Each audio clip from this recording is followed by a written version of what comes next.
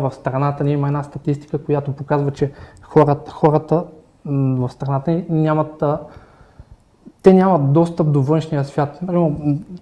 Средностатистическият човек излиза от 3 до 10 пъти в останалия свят да се запознае, нали, с различните култури, с това да достигне до, т.е. ограничение възможността да опознаем света. А това нещо малко или много отваря съзнанието ни за много повече.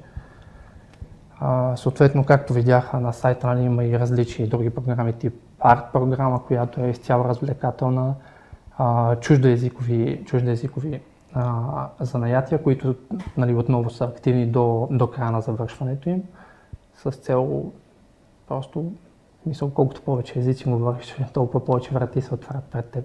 Да, лекции по психология, лекции по право, както всички знаят, реално правото е материя, която е хубаво да бъде усвоена от всеки един от нас.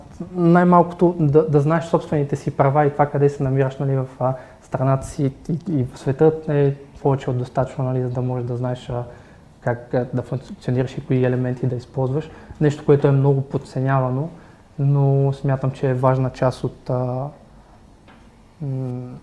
образователната система.